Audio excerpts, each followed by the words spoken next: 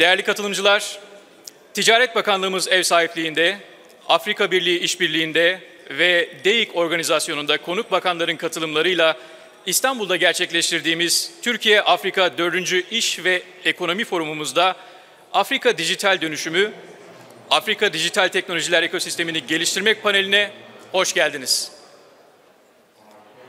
Değerli konuklar, açılış konuşmaları için DEİK Dijital Teknolojiler İş Konseyi Başkanı Sayın Erdem Erkul'u sahneye davet ediyoruz.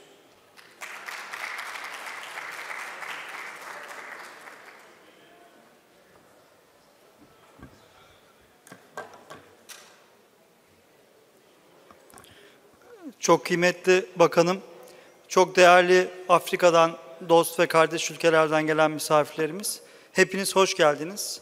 Dördüncüsünü gerçekleştirdiğimiz Türkiye-Afrika iş zirvemize bu sene teknolojiyi de ekledik. Teknoloji gerçekten bizler için çok kıymetli bir köprü.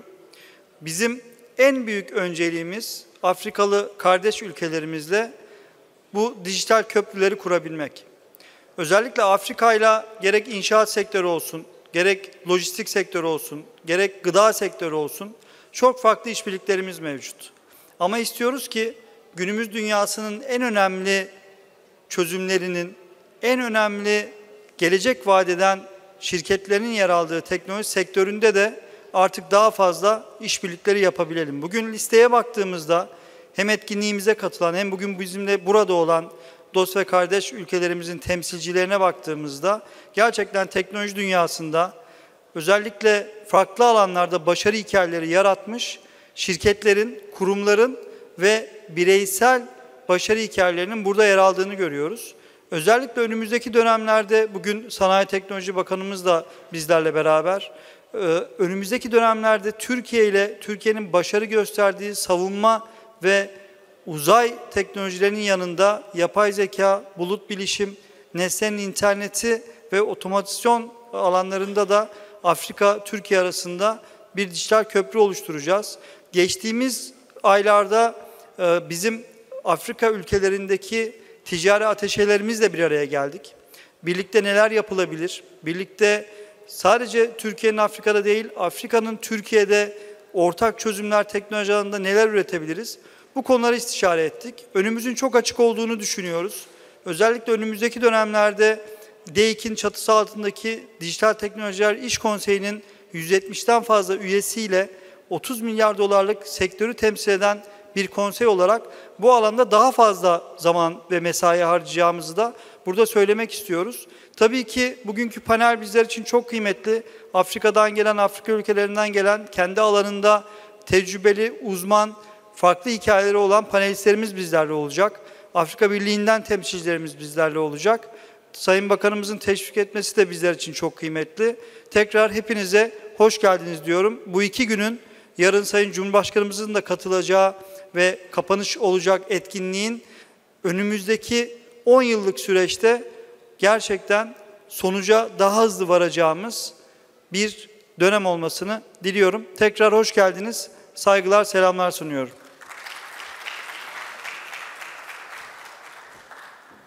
Sayın Erkul'a çok teşekkür ederiz. Değerli konuklar, şimdi hitaplarını gerçekleştirmek üzere Türkiye Cumhuriyeti Sanayi ve Teknoloji Bakan Yardımcısı Sayın Zekeriya Coştu'yu sahneye davet ediyoruz efendim.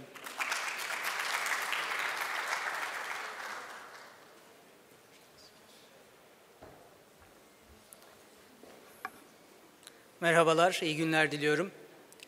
Sayın Genel Sekreterim, Sayın İş Konseyi Başkanım, kıymetli katılımcılar, Türkiye ve Afrika ülkelerinden iş ve teknoloji dünyasının kıymetli temsilcileri, sizleri şahsım ve bakanlığım adına saygı ve muhabbetle selamlıyorum. 4. Türkiye-Afrika İş ve Ekonomi Forumu vesilesiyle sizlerle bir arada bulunmaktan dolayı duyduğum memnuniyeti ifade etmek isterim. Malumunuz iki coğrafya arasında, ülkelerimiz arasında ekonomik ve sosyal ilişkilerin günden güne geliştiğine ve derinleştiğine hep beraber şahit oluyoruz. Karşılıklı ticaret hacmimizin son 20 yılda yaklaşık 8 katlık bir artışla 40 milyar doların üzerine çıktığını görüyoruz. Tabii büyüyen bu işbirliğimizi biz özellikle sanayi ve teknoloji alanlarında da güçlendirmeyi bakanlık olarak oldukça önemsediğimizi ifade etmek isterim. Bu anlamda karşılıklı yatırımlarımızı geliştirmek ve artırmak üzere yatırımların karşılıklı teşviki ve korunması anlaşmalarına bakanlık olarak son dönemde oldukça hız verdik. Halihazırda 14 Afrika ülkemizle yapmış olduğumuz anlaşmamıza 34 anlaşmayı daha, 34 Afrika ülkemizle daha anlaşmamızı eklemek için müzakere ve onay süreçlerimizi devam ettiriyoruz. Diğer taraftan kurumlarımız ile Afrika ülkelerimizdeki muadil kurumlar arasında işbirliklerini artırmaya da hususen gayret gösteriyoruz.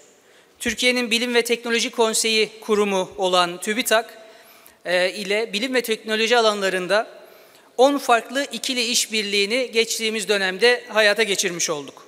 Bu kapsamda Türkiye ile muadil kurumlarımız arasında, karşılıklı ülkelerimiz arasında ortak Ar-Ge projelerinin yürütülmesine yönelik ortak çağrılar hayata geçiriyoruz. Diğer taraftan Türkiye olarak ev sahipliği yaptığımız ve finanse ettiğimiz Birleşmiş Milletler Teknoloji Bankası'nın faaliyetlerini özellikle Afrika ülkelerimize yönlendirmiş durumdayız.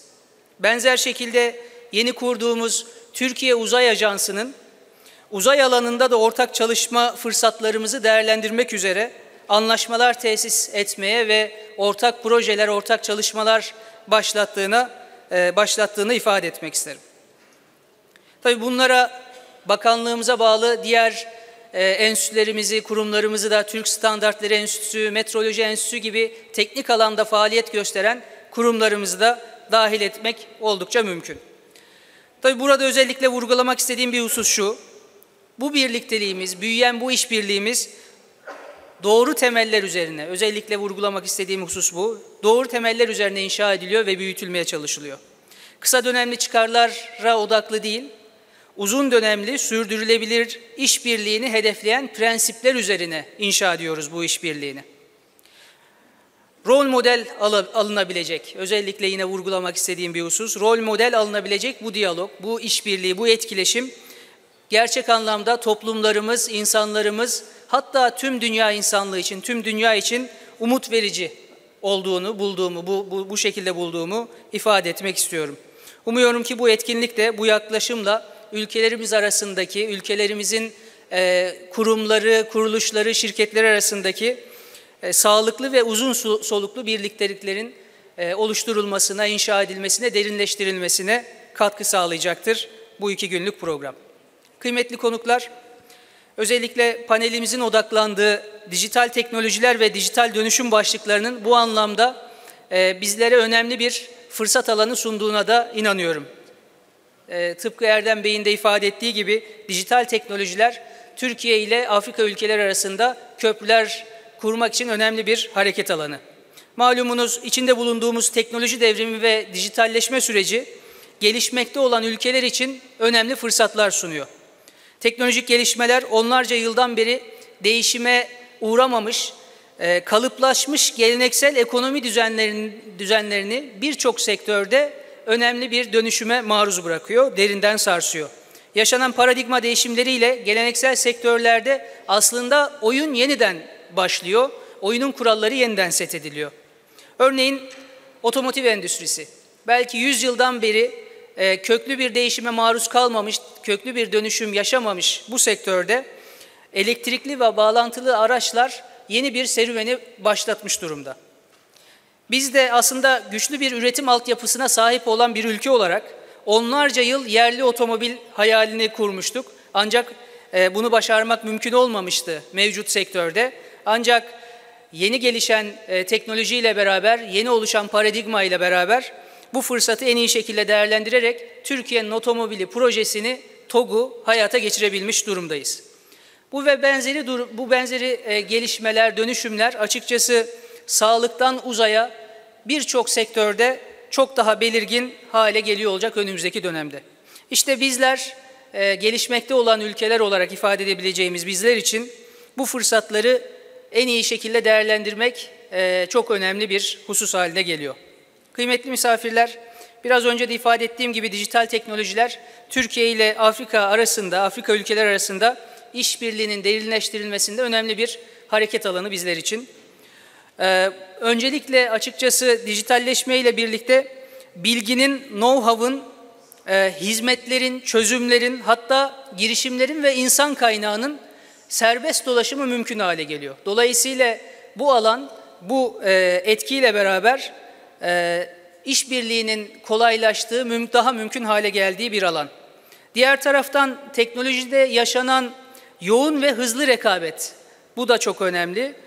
Yoğun ve hızlı rekabet aslında bizleri küresel boyutta işbirliğine de bir noktada mecbur bırakıyor. Çünkü teknolojide her gün yıkıcı yeni bir gelişmeye şahit oluyoruz. Buna ayak uydurabilmek için mutlaka birlikte çalışmamız lazım. Dolayısıyla dijital teknolojiler, teknoloji ekosistemi birlikte çalışmamız gereken ve hızlı sonuç alabileceğimiz alanların başında geliyor. Kıymetli misafirler, Türkiye ile Afrika teknoloji ekosistemleri arasında somut adımlar atabileceğimize inandığımız hususlara ve özellikle Türkiye olarak masaya ne getirebiliriz, ne gibi faydalar sağlayabiliriz paydaşlarımıza, bunlara da kısaca değinerek sözlerimi tamamlamak istiyorum. Öncelikle tabii kamunun dijital dönüşümü konusu, hızlı ve etkili çalışmalar yapılabileceğimiz bir oyun alanı, bir hareket alanı. Malumunuz Türkiye dijital dönüşüm konusunda, özellikle kamunun dijital dönüşümünde oldukça mesafe kaydetmiş durumda. Geçtiğimiz günlerde Avrupa Komisyonu tarafından yayınlanan E-Devlet Değerlendirme raporunda ülkemizin Almanya, Fransa, İsveç, İspanya gibi birçok gelişmiş Avrupa ülkesinin önünde 10. sırada yer almış olması bunun önemli bir göstergesi olarak düşünüyorum. Biz kamunun dijital dönüşümünde elde ettiğimiz bu tecrübeyi, birikimi paydaşlarımızla, kardeşlerimizle, dostlarımızla paylaşmaktan memnun olacağımızı, onların istifadesine sunabileceğimizi özellikle ifade etmek isterim. Odaklanmamız gereken diğer bir alan ise startup ekosistemi olduğu kanaatindeyim. Türkiye son yıllarda yine önemli bir atılımı başarabilmiş durumda ve çok olgun bir seviyeye ulaşan bir teknoloji ekosistemine sahip durumda. Bunun neticesi ve göstergesi, kuvvetli bir göstergesi olarak da ifade etmekte fayda olduğunu düşünüyorum. 1 milyar dolar değerlemenin üzerinde tam 7 tane bizim firmamız, teknoloji girişimimiz var. Bu Türkiye'nin ulaştığı seviyeyi, teknoloji ekosisteminin ulaştığı seviyeyi önemli bir göstergesi diye düşünüyorum. Tabii buna paralel olarak Afrika teknoloji ekosisteminin de, startup ekosisteminin de hızla geliştiğine şahit olmak açıkçası bizler için de mutluluk verici. Bu alanda yapacağımız ortak çalışmalarla, hızlandırma programları gibi ortak çalışmalarla startuplarımızın global sahnelere çıkmasına katkı sağlayabileceğimizi, bunun için birlikte kaldıraç etkisi oluşturabileceğimize inanıyorum. Bu kapsamda bizim de yeni hayata geçirdiğimiz ve yakın zamanda lansmanını yapmayı hedeflediğimiz Türkiye Tek Viza programının da inşallah bu sürece önemli bir katkı sağlayacağına inanıyorum. Son olarak tabii bu anlamda harekete geçirebileceğimiz ve geçirmemiz gereken önemli bir kaynak da hiç şüphesiz genç insan kaynağımız. Hem Türkiye'nin hem Afrika ülkelerimizin dayandığı aslında en önemli kaynağı insan kaynağı, genç nüfusu. Bu yıl biz Afrika ülkelerimizden bu yıl ilk defa gelen 24 bin öğrencimizle beraber hali hazırda 60 bin öğrencimize ev sahipliği yapıyoruz. Bu aslında birlikteliğimizin, işbirliğimizin gelişmesi için de önemli bir zemin teşkil ediyor diye düşünüyorum. Bizim inşallah bu gençlerimizin mezun olduklarında özellikle ülkelerindeki ekonomik kalkınmanın ve dijital dönüşümün öncüleri olmalarını ve ülkelerimiz arasındaki işbirliğinin derinleşmesine de katkı sağlamalarını umuyoruz. Tabii gençlerimiz üzerinden tesis ettiğimiz bu kuvvetli ilişkinin dünyanın en büyük teknoloji etkinliklerinden biri olan Teknofest gibi, yakın bir zamanda tekrar gerçekleştireceğimiz Take-Off girişim zirvesi gibi platformlarda da teknoloji alanlarına yöneltmemiz, bu ilişkiyi teknoloji alanlarında odaklandırmamız gerektiğine de inanıyorum. Bu vesileyle ben tüm katılımcılarımızı Aralık ayında inşallah gerçekleştireceğimiz Take-Off girişim zirvesine ve önümüzdeki sene tekrarlayacağımız dünyanın en büyük teknoloji festivaline, teknoloji etkinliği olan Take-Off'a ve özellikle haberdar edeceğiniz gençlerimizi, Afrikalı gençlerimizi bu programlara davet etmek isterim. Sözlerimi burada sonlandırırken programın ve panelin coğrafyalarımızın işbirliğine ve gönül birliğine katkı sağlamasını umuyorum. Sizleri saygı ve muhabbetle selamlıyorum. Teşekkür ediyorum.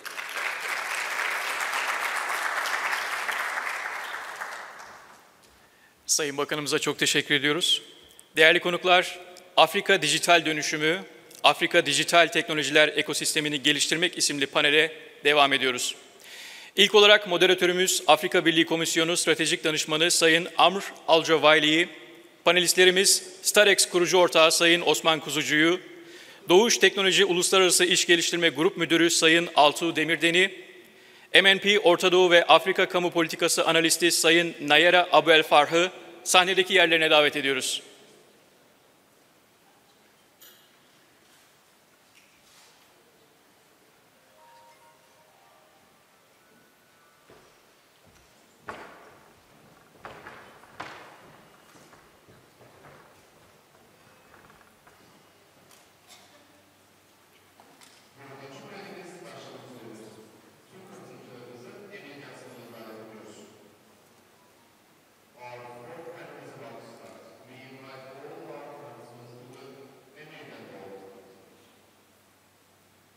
Efendim şimdi sözü moderatörümüz Afrika Birliği Komisyonu Stratejik Danışmanı Sayın Amr Alcavayli'ye bırakıyoruz. Panelimiz başlıyor.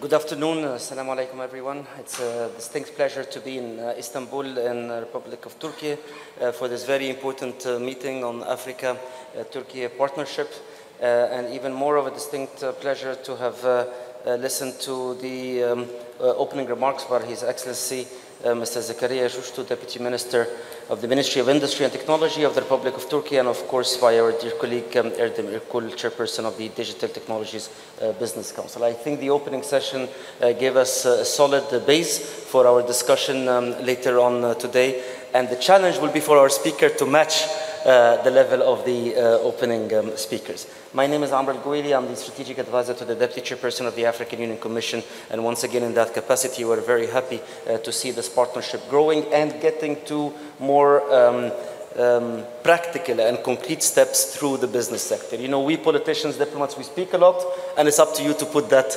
on the ground.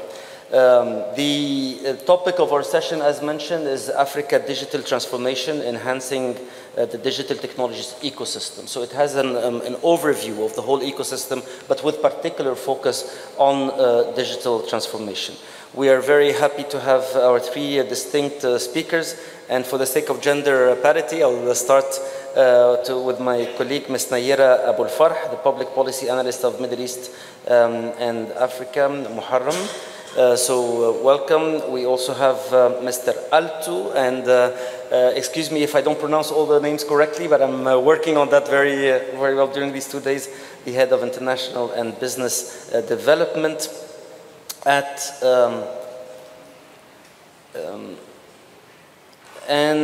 finally, and last and not least, our dear colleague, Mr. Osman Kuzucu, founding partner of Stark. So the way this session is going to be composed is the following. We want it to be as interactive as possible. We have general questions that our three panelists will address. Then we have three specific questions that each will address within their own realm.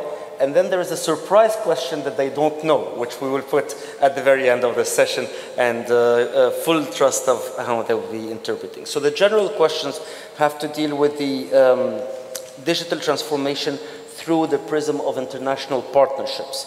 What role do you see for international partnerships and investments in accelerating Africa's digital transformation? How can they be optimized for mutual benefit? In fact, this very meeting taking place in Turkey within the Africa-Turkey partnership is one example of that, but also what other partnerships are there. The second question has to deal with maybe Africa's most rich endowment, and that is its own population. Africa is probably the youngest continent in the world, and we know that the young are much more adept to digital transformation. So if that young population is an asset for digital transformation, what would be the strategies that you would see as experts in the field to implement, to equip the youth with the necessary digital skills, promote entrepreneurship in the tech sector, and bridge the digital divide? Because yes, Africa is the youngest continent, but also it faces probably the sharpest digital divide. So how can we bridge that divide, accelerate economic growth, boost sustainable development through use? The third general question is that we have already seen an accelerated transformation. We all know that transformation is not easy in any sector, but digital in particular. But we have seen an experiment in digital transformation through an accelerated one through COVID-19. And the question is, do you see any lessons learned from that particular experience? How can we keep that advancement sustained and expanded in the post-pandemic world? So these are the general questions. You have 5 minutes. If you use less, that's a score even better. And we start for gender parity, not because she's a national of my own country, but with Ms. Nayera Abul Farah. Please, you have 5 minutes. Thank you very much, Ambassador Amr, for the introduction and for the insightful questions. First, for the first question about international partnerships and investments, I believe that it plays a very significant role when it comes to the digital transformation in Africa. First, in my opinion, it can facilitate technology transfer and knowledge exchange. We don't want to be wasting time and effort reinventing the wheel, so knowledge sharing is very, very important. It can also bridge the digital infrastructure gap, given that some countries suffer from an infrastructural problem when it comes to the digital side of things. Also, it can support the alignment and harmonization of policies across the countries, and finally, it can build capacity and skills development in Africa. Which brings me to your next question, because I believe when it comes to capacity building and skills development, we talk about more, or we emphasize the importance of the youth in Africa. So digital skills training and education can be, of course, fostered through or strengthened through public-private partnerships. So for me, for instance, I find it very admirable when we support, for instance, in our business, when we support clients from across the business sector to partner with governmental agencies in order to develop skills and provide digital skills training. Also, providing or establishing digital innovation hubs and incubators are very important for strengthening the youth and their digital literacy. And finally, policy and regulatory support that supports the youth in Africa and supports the African digital transformation is also very important. So by implementing these strategies, Africa can harness its youthful population to accelerate economic growth and also provide a lot of job opportunities. And finally, with your final question about COVID-19, I think COVID-19 has caused a shift in everybody's focus and in everybody's priorities on both the individual and the state level. So we can see, like, even though it was a very hard time for everyone, however, I saw that the impact of COVID-19 on digital transformation and on the at least shifting of priorities to digital transformation being on top of the priority list was actually positive. And so the COVID-19 pandemic has accelerated the adoption of digital solutions and highlighted their potential in various sectors. And to sustain it, to answer your question, to sustain it and expand these digital achievements in a post-pandemic world, it's important to invest in digital infrastructure more and embrace remote work and telecommunicating, support digital health and telemedicine, foster e-commerce and digital payments, and prioritize digital education. Thank you. Thank you very much, Ms. Nayera Mbufana. So we move also to address those general questions to our next speakers. We have no specific order, but let me maybe call on Mr. Alto, Head of International Business Development, Dogush Technology, please. So thank you for this opportunity. By the way, it's very good to be here and discuss all those topics. So when we look into the international partnerships and investments, we can say that it plays a vital role for the African community and also the digital transformation. And at first, the point that I would like to stress out is that the governments shall have a solid digital roadmap, so about the transformation, how they're going to proceed, because this will create the regulatory frameworks for all those countries and let them find better partnerships to assist their digital roadmap strategies.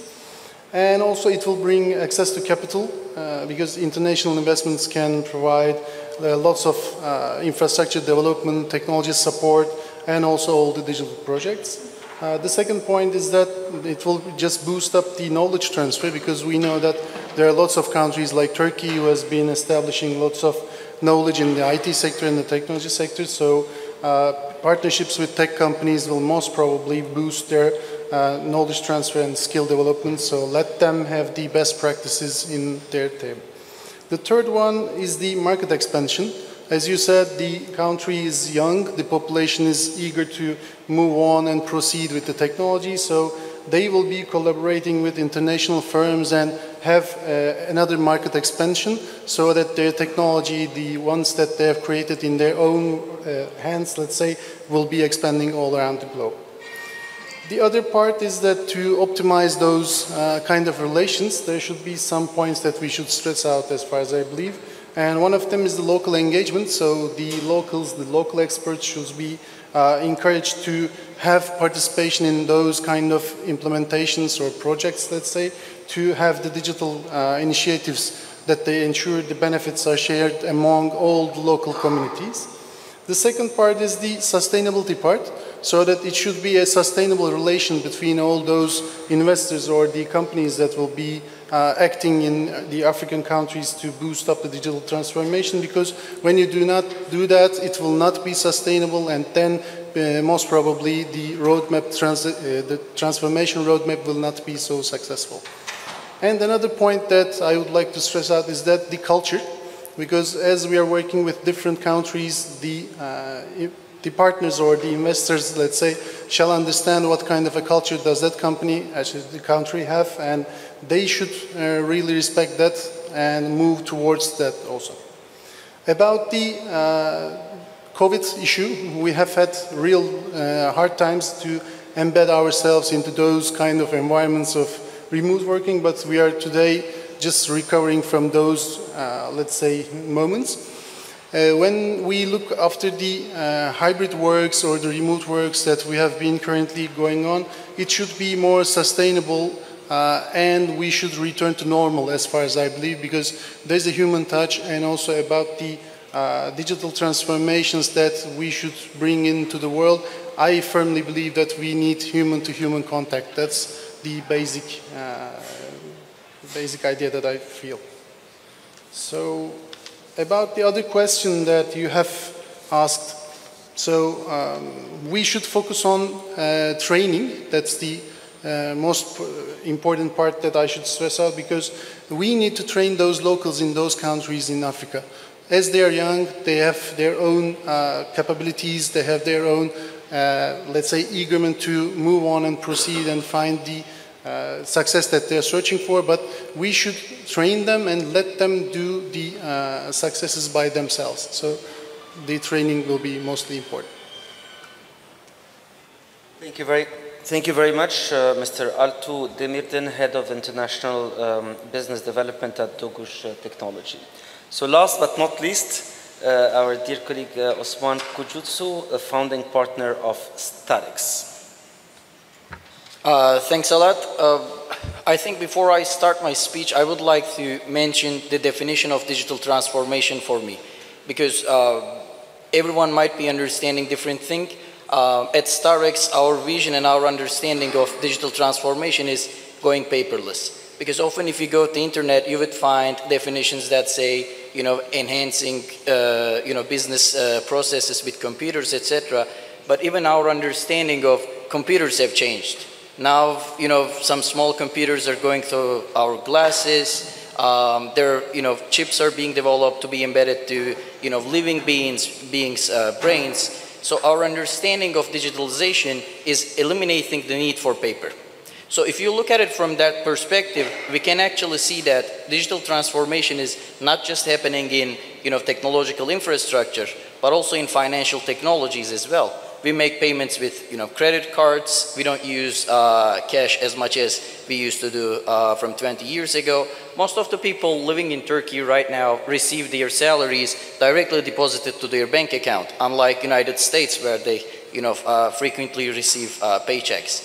So from that perspective, I understand and see that we are already transforming. Our mindset is already transforming.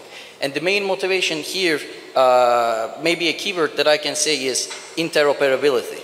So if we want to do that, just like Mr. Alto mentioned, it has to be, sustainable, and in order for it to be sustainable, it should be interoperable.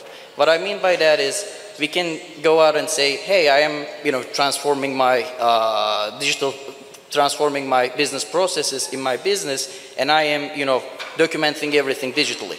But then if that document is not going to be working on another business partner's computer or electronic device, then there is no meaning.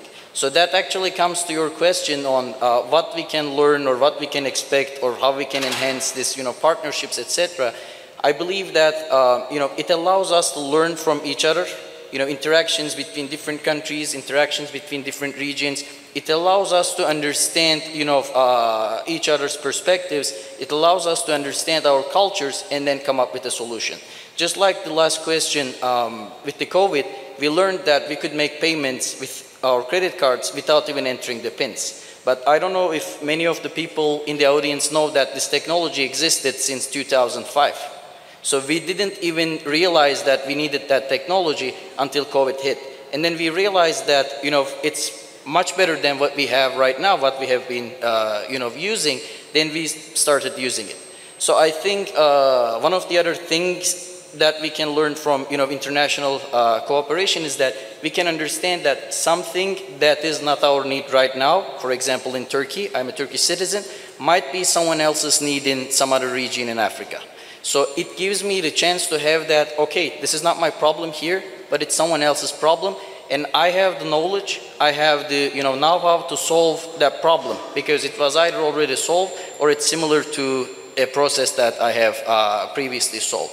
So I believe that with COVID, we realized that most of the things that we were thinking about how to facilitate business, how to do business, could be actually digitally transformed.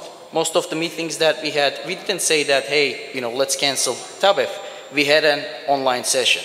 We didn't say that, hey, I don't want to, see my family members on my birthday. We had, FaceTime calls and Zoom meetings. So in some sense, we understand that not everything has to be, physically done, but it could also be digitally transformed. At Starbucks, we believe that while businesses are transforming, that comes to the actual second question, we are thinking about digitalizing the data that we have, but we are often forgetting about the identification of the people living in those regions. For example, I have a digital ID. What I mean by that is if you go to Instagram, if you go to Twitter, if you go to LinkedIn, you can see a profile of me. This is Osman Kuzucu. It explains what I am doing. There is my CV, where I have been traveling. But when it comes to the business life, we don't have anything like that. So before this panel, I had to send out my CV because the CV that I have right now is not interoperable. So in order for us to, open the, I can say, the doors, open the, gateways for international collaboration is, I believe, first, digitalization of the identification and digitalization of the workforce, available data. What do we have at our hands? So if we can see that, then I think we can, make a move on that. Just like Deputy Minister mentioned that we should be, enhancing the startup ecosystems. It's also similar to that because kids on the television, they see a superhero, a Marvel movie, and then they wear a cape and say, hey, Dad, Mom, look, I'm a, Superman. The reason why they say that is because they see that there is a Superman. They see that it's helping people. But often when we have startups, unicorns, success stories, we don't go out and talk about them too much. So I think it's not just specific to programming and software developer. I am saying all those things even though I am a software developer myself. I think we also have to, be mentioning how can we, market those stories? How can we get the word out so that the youth, the upcoming generation can see that if those people did it in that way, and it doesn't necessarily have to be, born with superpowers. There are, of course, a lot of blood and tears, while we are trying to be successful. So I think that one of the missions for enhancing this digital transformation, we should show people that, how they can do it, telling them the stories of people prior to them, how they have done it, so that they can also focus doing on that. I think if we can have those data and perspective available to people, we will see a digital transformation in most of the fields in our lives. Thank you. Thank you very much for Mr. Osman Kuzutsu, founding partner of StarX. So I think some keywords to extract from the very rich interventions. Technology transfer, knowledge sharing, exchange, learning from each other, training, are ideas that were expressed by the three speakers. And it can really form a solid base for Türkiye-Afrika partnership, particularly in digital transformation. And that leads us to the potential, again, of Africa being one of the youngest, if not the youngest continent in the world, and hence the potential to transform for young and to acquire is most apparent. But also innovation hubs, incubators, interoperability, including mutual understanding, regulatory framework, best practices, and optimizing through local engagement sustainability. Also keywords that we have heard from the three speakers. And finally, it was done before, or at least there was an attempt of it before during the COVID, but we need to sustain this, we need to extract the best practices, and even if there was a transformation partly, the person-to-person, contact-to-contact, like we are meeting here in Istanbul, remains an important element of forging these partnerships, but also someone's tool may be someone's need. That we have seen that being implemented and could easily be extrapolated elsewhere. So these are the general questions, and thank you, dear panelists, for having answered them. I moderated quite a few sessions, and usually speakers don't answer the questions, but you have. You have asked the three questions very honestly, and we salute you for this. Our colleague Tushe Akar prepared also detailed CVs, so we can from there move to very specific experience of each of the three speakers. Let me start maybe in the reverse order. Mr. Osman Kuzutsu, you're working on digital transformation. You utilize blockchain-based decentralized identification systems. You've developed some crypto assets and exchange platforms. Does digital transformation start with digitalization of signatures and identifications? You mentioned that partly by saying we have a social identity, but maybe we need to have also a business identity online. What would be good examples of digital transformation from Turkey that can be exported to Africa and its partnership? You've also pursued a third university education. Some of us only pursue one and we're happy with it. You continue it for third. How can the educational institutions contribute to digital transformation? And finally, since you also seem through StarX Technology to have an experience in AI, which is the buzzword around now, what role does AI have in Africa's digital technologies ecosystem? These are many questions, but you still only have 5 minutes. Thank you. Thank you. I think I'll manage to answer them in 5 minutes. If I don't, you can always say, okay, Osman, I understand. So the thing is, like, as I mentioned, we're thinking about a world where we need paper only to have artwork or, our kids drawing some things on them. Because we don't actually necessarily need paper. Even while we were entering here, they were, scanning the QR codes we have on this, name card we have. And then I asked the question, do we actually need the name card to be printed as well? We could have this, on our mobile application as well. And that's actually one of the applications we are developing right now. The reason why we think that way is we understand, and again, as I mentioned on my first speech, we understand and we see that such world is also possible. And then that also comes to the sustainability goals, because I could be printing, thousands of papers in Turkey, and then what happens if I want to move my office to another country or another part of the world? Then I have to carry all that information with me, and if I don't do it, then that information is lost. But when it's digitalized, all I have to do is just, make a copy of that data on another server. I don't even have to physically, transport that data with, USB drives, hard drives, etc. So the technology already provides that flexibility. We don't still, insist on writing, letters to each other. We say, hey, can I have your email address? So it's already out there, and that's why we are right now focusing on, building digital decentralized blockchain-based IDs. Because the main difference of blockchain-based and decentralized IDs is that they are interoperable and they're not dependent on one centralized authority.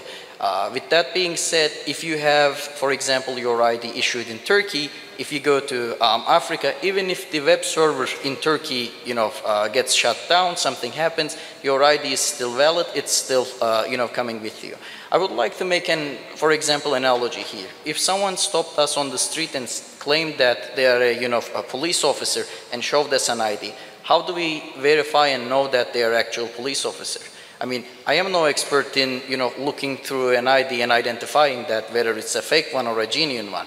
So all I have to do is look at the situation and assess the situation myself and hope that they are indeed telling the truth. But in a technologically driven world, computer-driven world, even to say that internet-driven world, we know that it's possible to, identify this with the gadgets we have right now. So that's the main motivation for us. And when it comes to my third university, the main reason is that, I would like to learn a lot of different things, but it also changed the understanding. Just like you mentioned, you graduate from one university and often people think that it's enough. But now even the information is being digitalized. Even the university education is now being digitalized. MIT, Harvard, all those, high-end colleges and universities, they are offering online programs that provide the same level of certification as if you were attending physically. So I think there are also things that we can learn from, those digital transformation stories, because it's much better and much sustainable that if we have, a very nice curriculum that actually fits the users or students' needs, rather than to have, thousands of different curriculums from thousands of different universities. So I believe that there are also things that we can, exchange between countries, because again, as I said, some country might be teaching maths the best and the other country might be teaching physics. So we envision a world where a student can be, getting some classes from X university from X country and Y university from Y country for different classes. So these are the things right now we are focusing on working on in order to have this digital transformation efforts in a sustainable way. All these things that we're building are being designed by utilizing blockchain technology, so that whatever happens at the end, that infrastructure still stays solid. I hope I am not over my time. When it comes to the AI, again, as a software developer, my understanding of AI is it's just an algorithm, you feed some data and it outputs data for you. Not every business model out there, requires AI. But what it had made, especially, those large language models, LLMs, we now have the information of the world at our fingertips. We don't have to even Google things. We don't even have to go try to find an expert. Even if we don't know anything right now, we can just ask AI to, help us do that.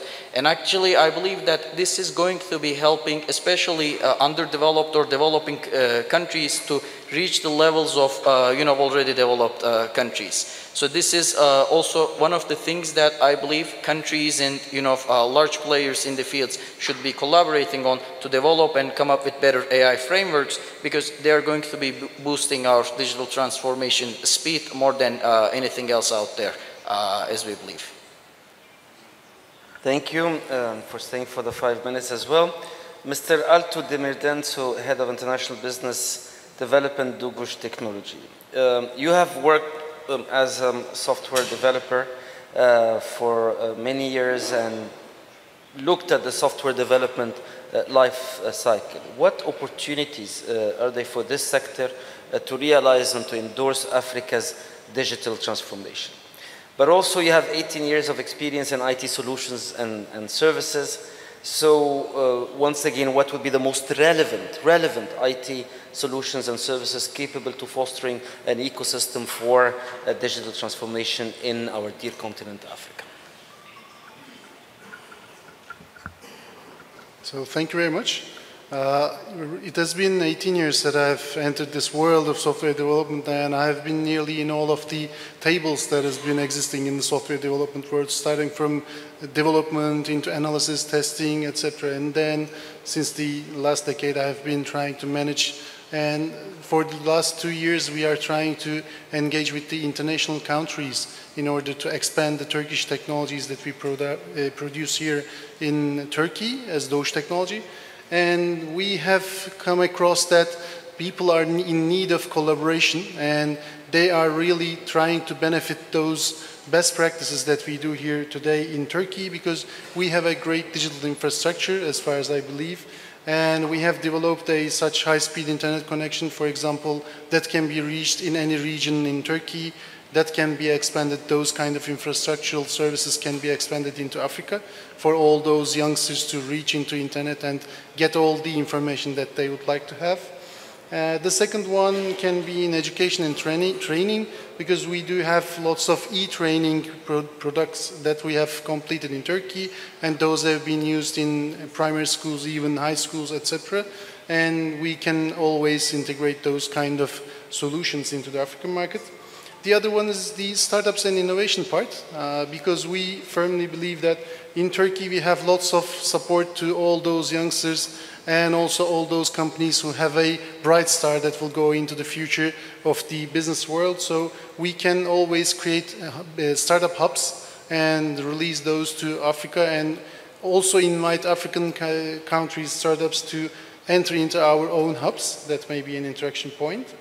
And also, as mentioned by Mr. Minister himself, the e-government applications in Turkey are really doing great improvement, and also we are trying to improve them also in time. So those kind of e-government services may provide value into the African market to create a collaboration between the government and also the citizens. Fintech is another point that maybe we may be collaborating, because the Turkish fintech companies are really doing great jobs that Mr. Osman have already explained a lot of them. In agriculture and healthcare may be a leveraging for the software part, because we may produce some productivity products and also improve their health outcomes in Africa countries. And the last one is the cybersecurity part. It has been mostly important in the COVID.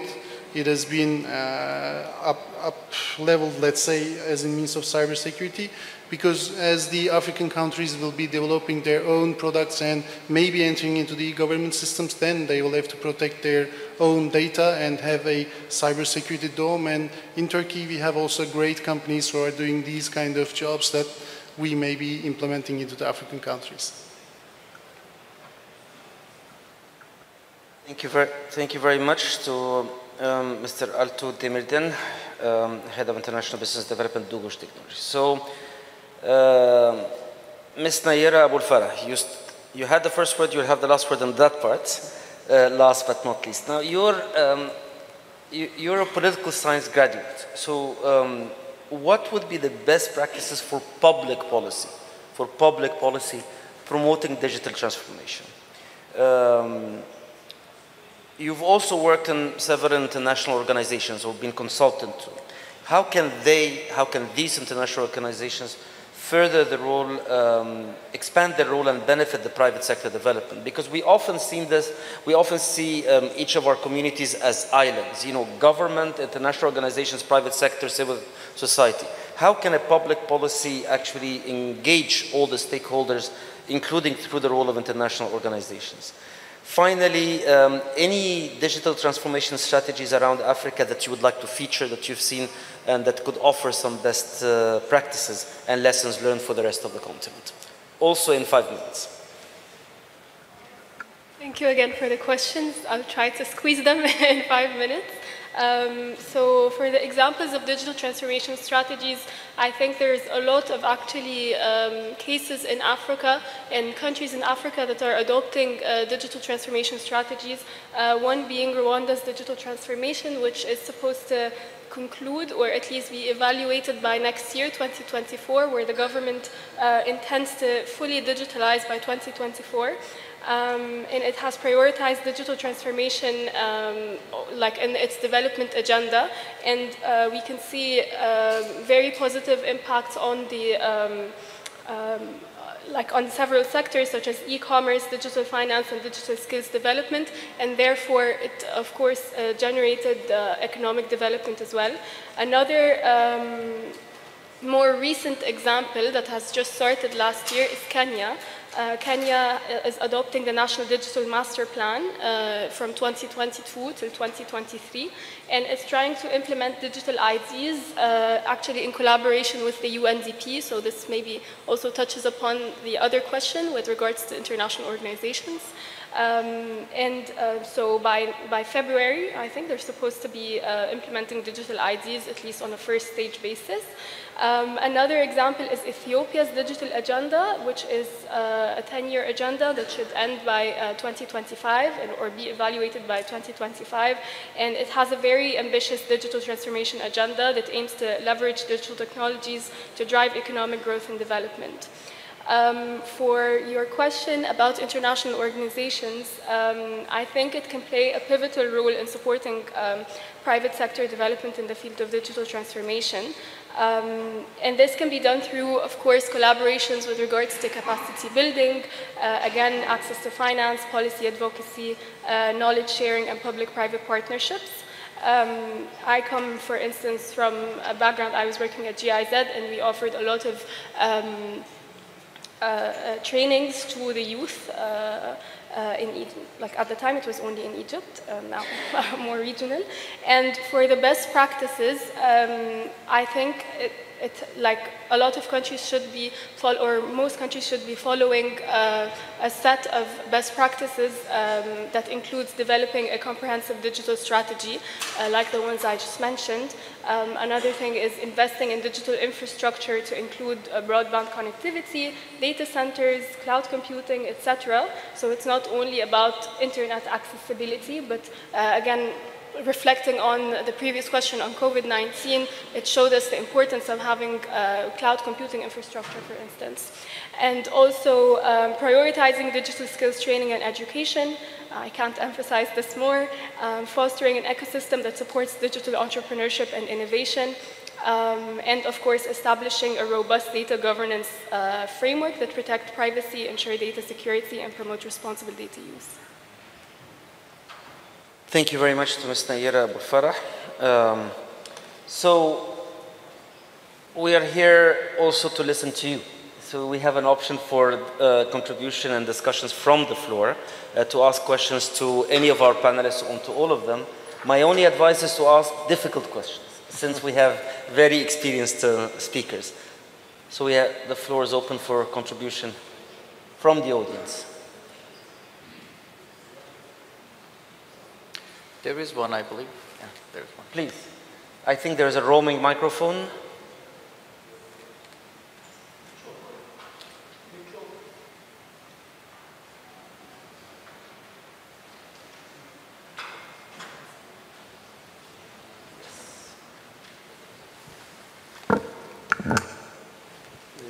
Başaran Grup Yönetim Kurulu Başkanı Ali Altıntop ismim. Biz deniz, göl, barajların temizleme gemileri yapıyoruz. Tabii benim Afrika'ya gidişim 45 yıl önce Afrika ülkelerine gittim. İngiliz, Fransız gemilerinde baş mühendistim. Şimdi de Nijerya'ya, Gana'ya 4 tane gemi inşaatları yaptık, gönderdik. Şu anda 5 ülkeye gemiler yapıyor. Deniz, göl, barajları, nehirlerin temizliği. Kongo'ya davet edildi. Kongo nehri kirli. Deniz sahilleri, Kenya sahilleri kirli. Yani inanılmaz kara kaynaklı kirlilikle karada tam alınmadığı için Afrika'da denize veriliyor. Denizde de petrol kirli olursa balıklar o petrol kirliliklerini ve plastik partikülleri, mikroplastikleri yerse insanımız da onu yerse hasta oluyor. Biraz önce konuşmacılarımıza teşekkür ederim. Yani koronadan sonra korkunç ilgi görüyoruz. Her hafta 3-4 ülke geliyor. Şu anda da 6 ülkeye gemi inşaatı yapıyoruz. Avrupa Tuna Nehri'nin temizliği Karadeniz'e geliyordu. 11 ülke kirletiyordu Avrupa'da. Avrupa temiz değil. Kirliliği Tuna Nehri'ne veriyordu. Tuna'dan Karadeniz'e, Karadeniz'den Marmara'ya müsilajlar oldu. Dereler temizlenmiyor. Dere ağızlarına bariyer konulmuyor. Ve bu konuda Afrika birliğiyle nasıl bir çalışma yapabiliriz? Biz insan ve doğa için çalışıyoruz. 58 ülkede, 15 yılda 58 ülkede gemilerimiz var. Teşekkür ederim.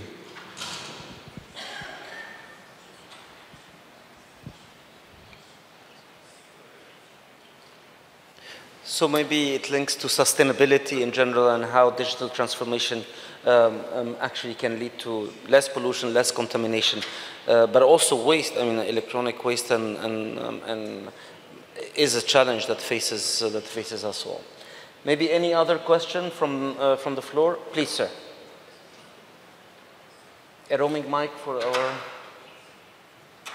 You can stand up, sir, so that they can see you. Thank you. Yes, the microphone is on its way. If you would kindly introduce yourself and from which country and pose the question, please. Thank you so much. It's okay? Yes, thank you so much. We appreciate the discussion. James Kiseka from Uganda, and I'm a co-founder of Adroit Solutions, a Microsoft partner. Now, we have a problem in our country. We implement ERPs that help so many businesses to appreciate how business works, but these are Oracle, Dynamics, and all these. So we get in kids from the university, and they literally don't know about the products. And the product actually takes about a year. So what happens is we train them for a year. As they start to be productive, they leave. And the question is, our universities do not train this. Specifically in our country, we've tried to interact with a few people in ministry so that at least we have a training platform so that these people are trained out because they consume the resources of the companies, and after they've been trained, they actually leave and they go as freelance. So from your experience, actually how do we do? Because we end up actually, we cannot develop capacity internally in our countries, and our country is actually recruiting consultants from other countries to actually implement products where we have capacity, but now we are limited that the team actually stays small because of that. Yes, so I just seek for advice on how to approach this. How do we train people and they do not consume our resources, yet they get the capacity and we can actually be able to develop? Thank you. Thank you to our colleague from Uganda. So retainment and brain drain. One third question in this first round of talks, please, madam. If you'd kindly stand up so that they get the mic to you, please.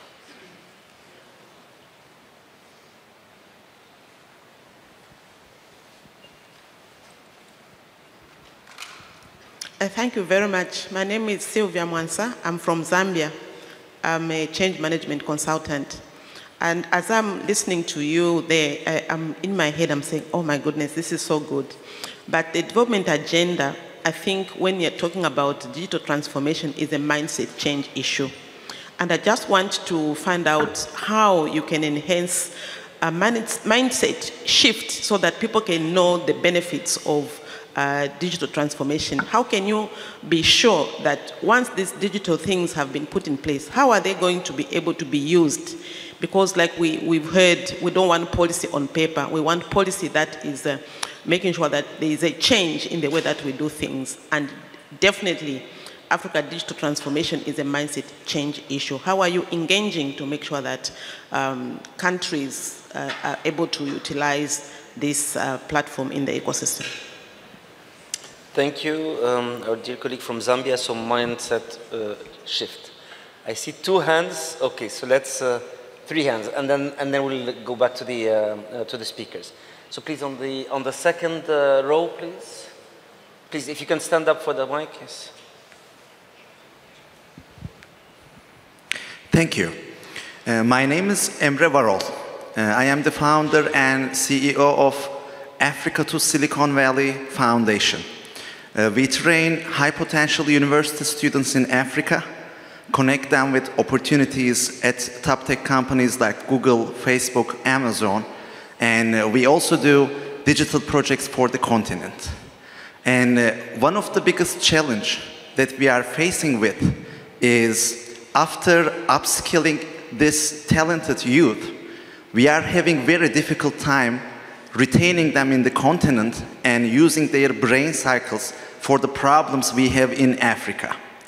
Because the developed country problems and companies can pay a lot more than we can for Africa problems. So if you have any ideas how we can motivate and keep this talent and use their brain cycles for Africa, this is going to be super helpful. Thank you. Thank you. So again about retainment and brain drain. Yes, next time, please. You had your hands up. Awesome. Please, at the 5th row there. If you could stand up, please, for the microphone. Yes.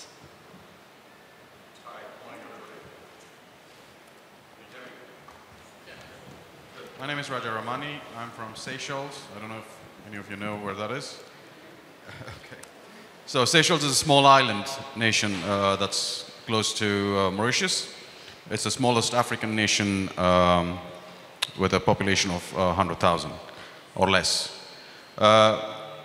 We are almost 99%, we have 99% digitalization and penetration of internet.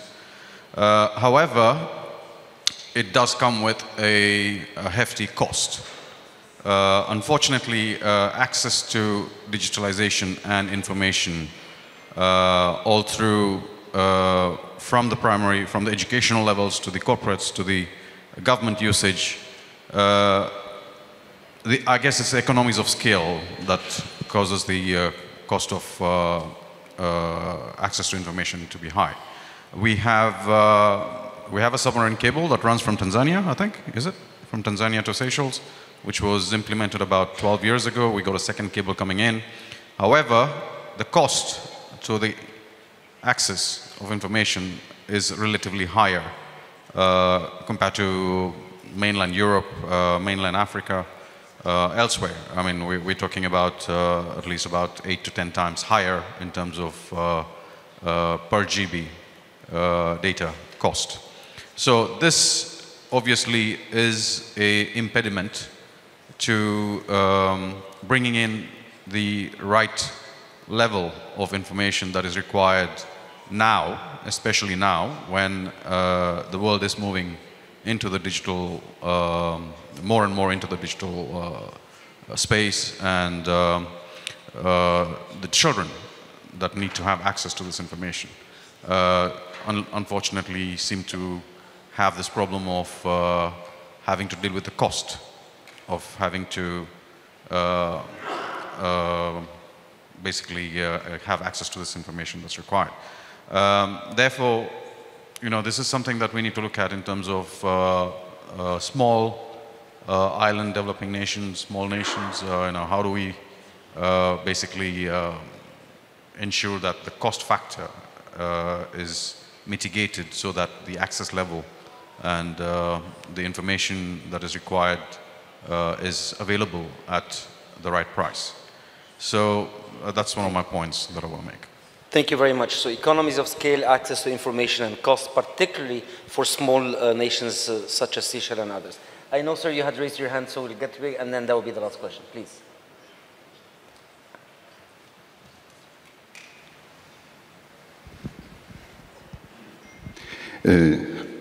Profesör Doktor Ali Fuat Aydın, İstanbul Teknik Üniversitesi öğretim üyesiyim. Aynı zamanda İTÜ Arı Teknokenti'nde bir kurucusu olduğum bir girişimimiz var.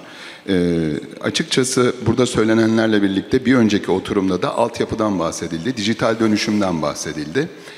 Şu an bir odadan bir kenti yönetmek üzere Oda Kent firmasını adını da bununla anlamlı kılarak bütün kamu tarafında da ortaklarımızla gelen tecrübeyi İstanbul'un yönetiminde su kanalizasyon idaresinde bir araya getirip farklı bir nitelikte kendimizin sistem olarak algılayabileceği bir oluşum oluşturduk ve bunu Azerbaycan'da tüm altyapısının yönetimiyle ilgili ilk projemizi yurt dışında aldık. Şu an Türkiye'de de İstanbul'da, İzmir'de yaklaşık 8 büyükşehir belediyesinin su kanalizasyon idarelerinde bizlerin bu sistem olarak addettiği ve daha öncesinde masanın öbür tarafında, kamu tarafında elde edemediğimiz ve aslında bize program olarak gelen, yazılım olarak gelen şeylerin işimizi görmediğini ve istediğimiz amaca ulaşmadığımızı gördük.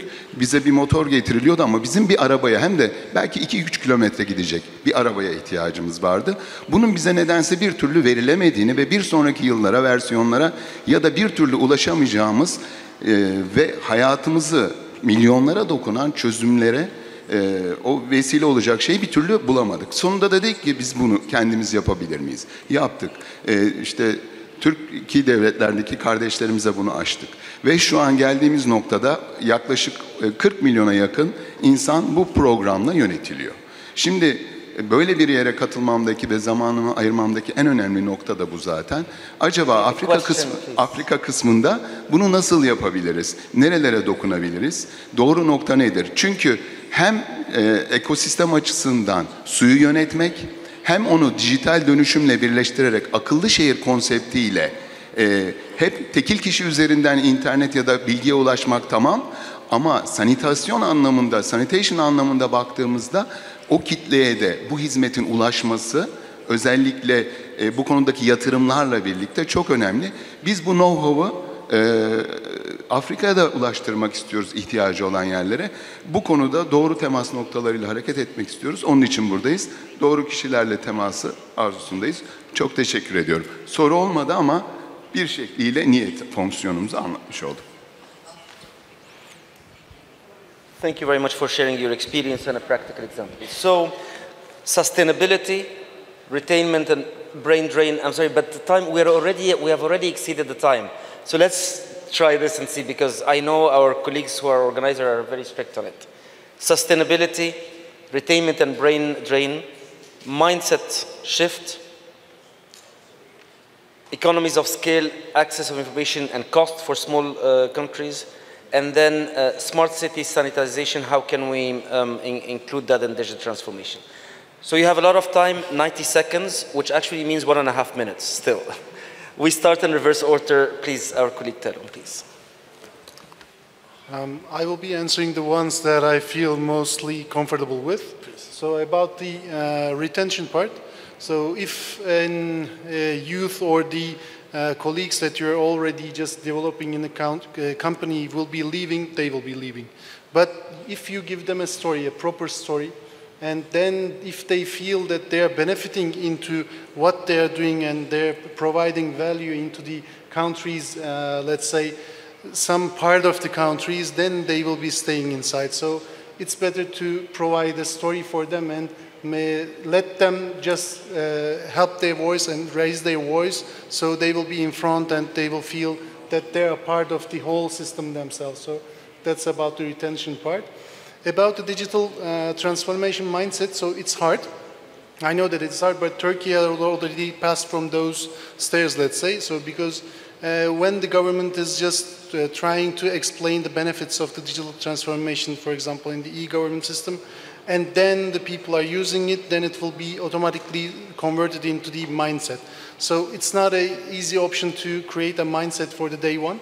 You will not be able to do it, I believe that, but if you hang on with the proper parts of the government and also expand the business private sector inside those kind of conversions, then you will most probably succeed. And about the scale part, it's also not easy to have this scale up and also have the cost-effective solutions in any country, but you may try partners in all around the world, so you will be open to international partners. For example, try Turkey. I mean, we will be more than happy to just have the negotiations with them. Thank you. Thank you very much, Ms. Naira. Thank you very much. I wish I had a pen and paper, to be honest. But with or a computer for digital transformation. Maybe. Like, I'm a bit old school, I'm sorry. So with regards to the mindsets, I believe of the importance of digital literacy from a very young age. So, for instance, there has been several companies, like multinationals, who have been implementing digital literacy programs that are very cute and simple for kids in elementary school or even before that. And this, I think, I believe, constructs an environment of very digital friendly environment where the kids or the children see that this is the norm. They are digitally literate, and this is the norm. We encounter digital things in general every single day, and therefore I think this would change the mindset. But of course, on a very long, on the longer run.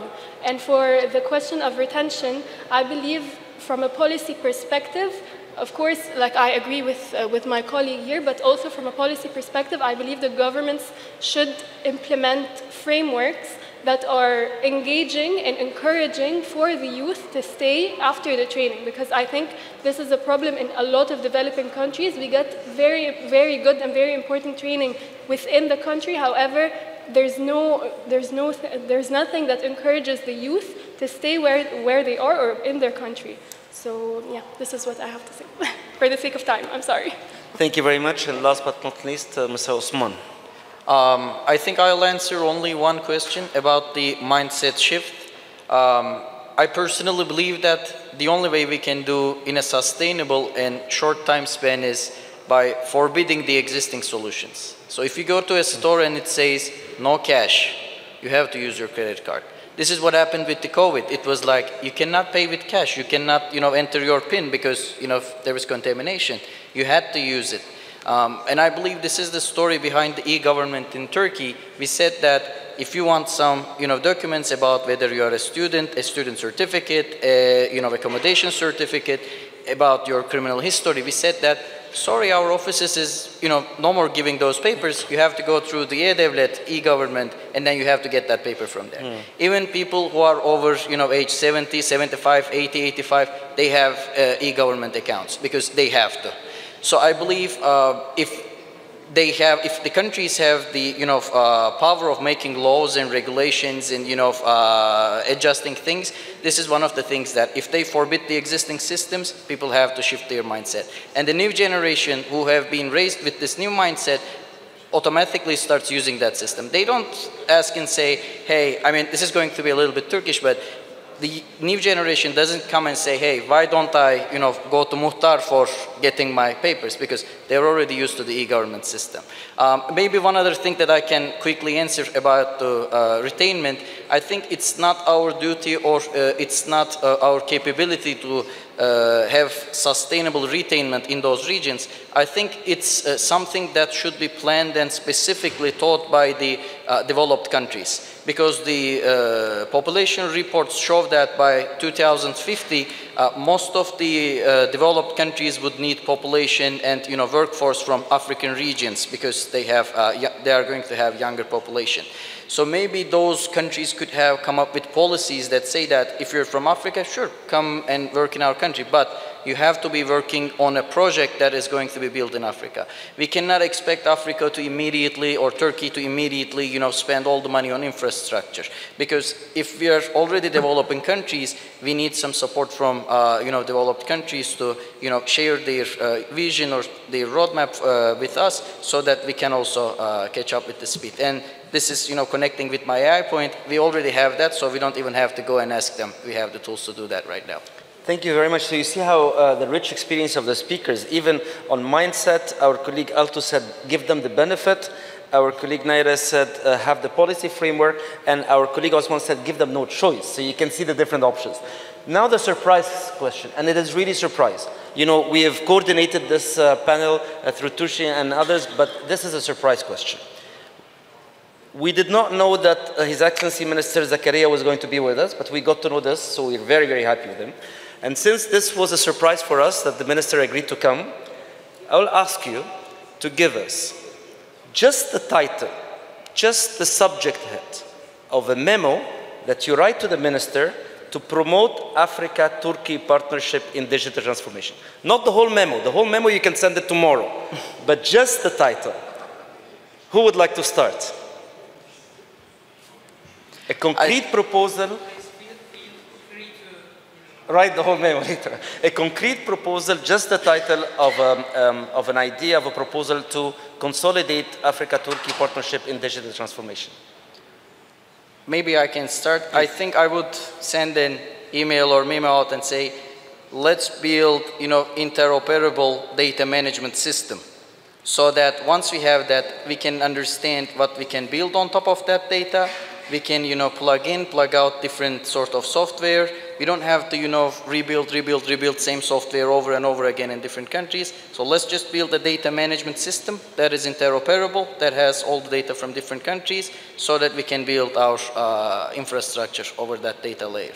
So this would be my, Thank you for volunteering to be the first. Ms. Naira, please. I wish I could come up with a much more creative title or subject line, but since we were talking about the youth of Africa and how it's like the biggest asset of Africa, even though it's a very rich continent, I'd say let's work with the youth of Africa to digitally transform Africa. Thank you. And last but not least, our colleague Alto. Sure. It was an easy surprise question because the motto of our company is that let's design the future together. So I will be using that motto for this operation. So if we are going to engage with the African youth and design, let's design together. Thank you very much, Mr. Minister. You have 3 memos, one on interoperable data management system, the other on youth for digitally transforming the continent, the third for designing the future together, and I think this is a good conclusion for our session. Thank you very much, dear colleagues, and look forward to seeing you.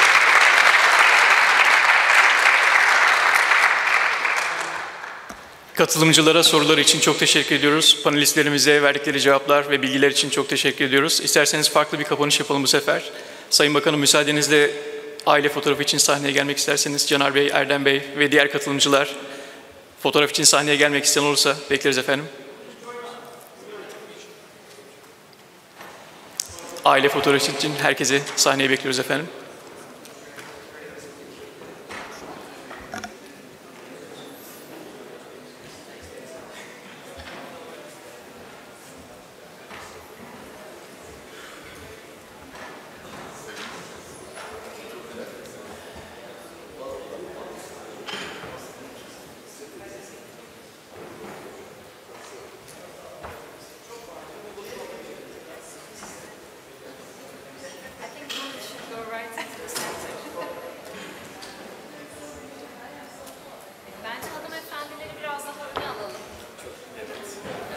Kesinlikle.